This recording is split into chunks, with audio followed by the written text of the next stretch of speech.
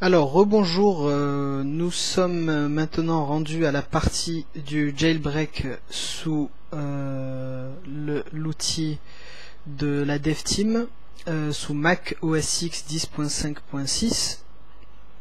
Et donc je m'apprête à jailbreaker mon iPhone 3G. Alors tout d'abord, nous allons procéder à quelques réglages en mode expert.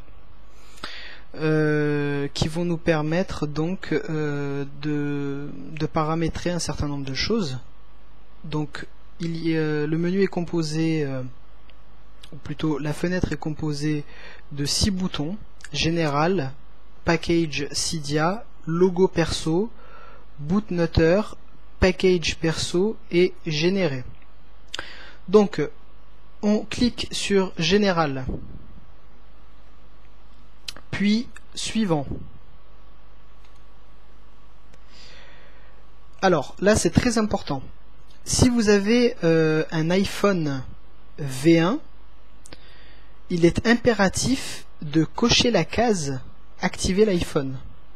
Par contre, si vous avez un iPhone 3G, vous ne devez pas cocher cette case.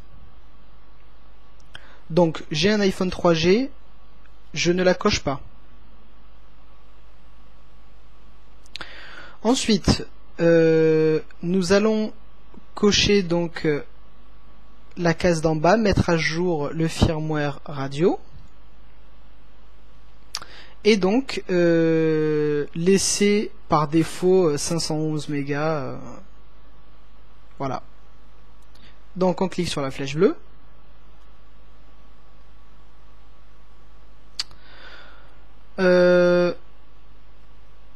Donc là, étant donné que nous n'avons pas d'iPhone V1, tout est grisé, donc on ne peut rien faire dessus. En revanche, si vous aviez un iPhone V1, eh bien, il est nécessaire de cocher patcher le bootloader, mettre à jour le bootloader en 4.6, désimlocker et supprimer automatiquement bootnutter.app. Donc cette méthode est extrêmement efficace pour les iPhone V1. Donc voilà. En revanche, si vous avez un iPhone 3G, comme je viens de l'expliquer, cette option n'est pas disponible. Tout est grisé. Ensuite, on clique sur la flèche bleue afin de continuer la configuration. Et là maintenant, nous sommes dans une étape totalement facultative. C'est-à-dire qu'elle n'a pas une conséquence immédiate sur le jailbreak, c'est juste un plus. Donc grâce à cette méthode, vous pouvez rajouter des dépôts, c'est-à-dire en réalité des sources qui vous permet par la suite de télécharger des applications directement depuis Cydia. Donc on peut ici aller dans télécharger les packages et mettre à jour. Et on m'annonce ici que l'URL n'est pas accessible. Alors il se trouve que sur mon iPhone, sur mon Mac, pardon, je n'ai pas internet.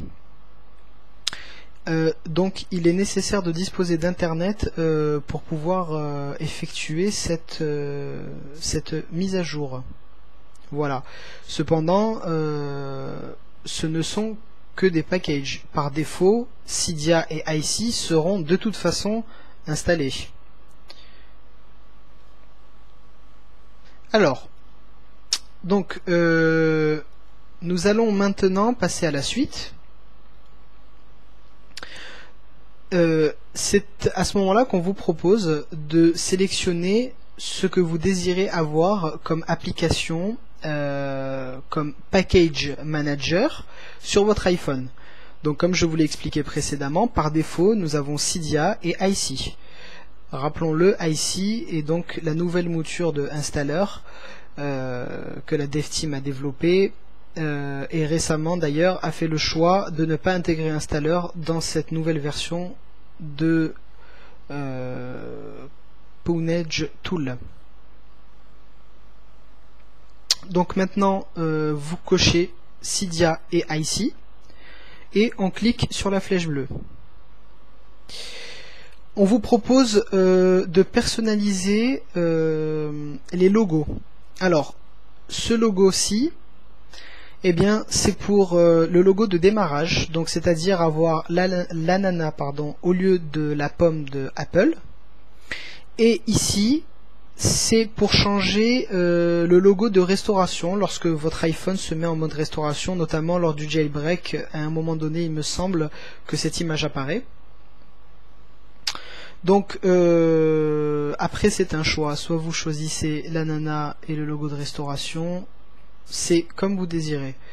Personnellement, je vais cocher aucun des deux. Je vais laisser la configuration par défaut. Et donc, nous allons maintenant cliquer sur la flèche bleue. Voilà, tout a été fait. Je n'ai plus qu'à cliquer sur générer pour créer mon firmware personnalisé afin de réaliser le jailbreak par la suite.